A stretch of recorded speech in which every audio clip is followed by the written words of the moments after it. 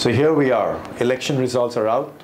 This is the 9th government since 1980. And now we've got 6 coalitions out of 9 governments since 1980.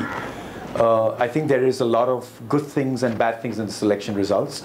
And it is what I would call a Nyeti election result.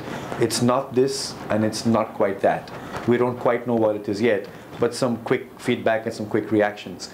It is in many ways a wipeout of the Communist Party, thank God for that. Communism, and we should never forget this, for the last 100 years has destroyed Russia, has destroyed China, and I'm really personally happy that communism is on its way out in India, and that's great news.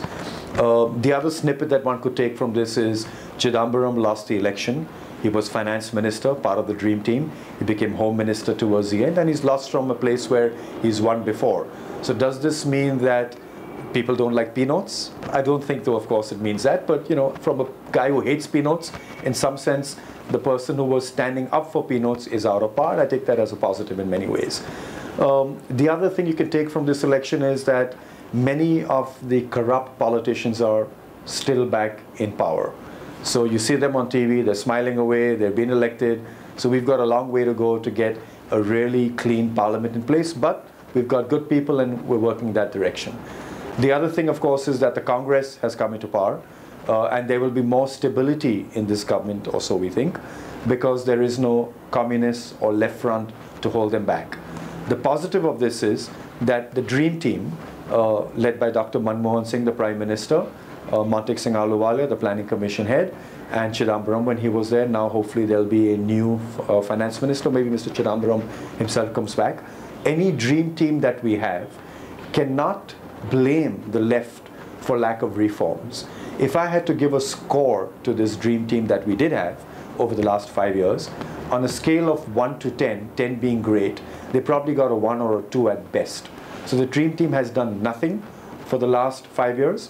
They're nice people, they've got good ideas, they've learned from the past mistakes of socialist India, they've moved towards quasi-capitalist India, which is nice, but they've not really done much. So hopefully next 5 years, they'll do a lot. But then there is still, like I said, there will still be alliances, there will be coalitions, not necessarily a bad thing. In the history of India since 1980, the average rate of GDP across these 29 years has been 6.2% per annum. So if we get to a 6.5% per annum growth for the next 5 years, each year, that would be fantastic. Where does that take us in terms of economic policy?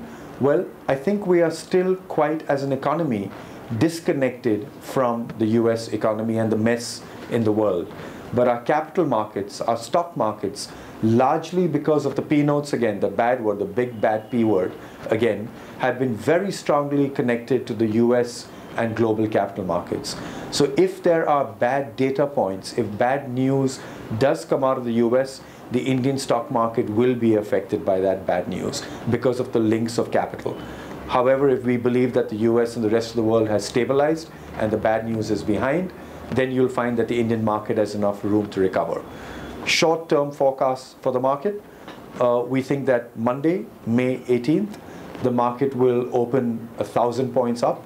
It may probably end the week closer to 14,000. That's our view.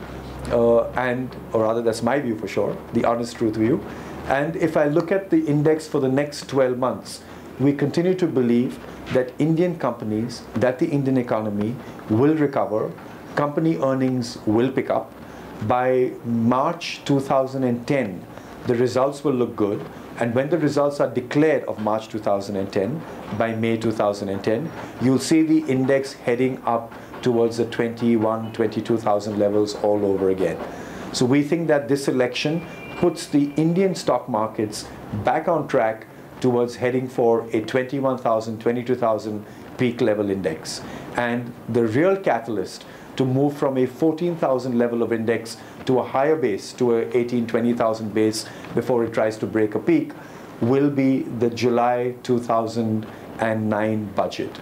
I think the July 2009 budget will be something like the July 1991 budget, when Manmohan Singh, as finance minister in Prime Minister Narasimha Rao's cabinet, gave what has now become the path-breaking budget for moving towards economic reform. So if we get that kind of budget, we've set the base. The index will unlikely go below 14, 16,000. It will head towards the 21,000 levels by June, July of 2010. That is our expectation, and that is the honest truth.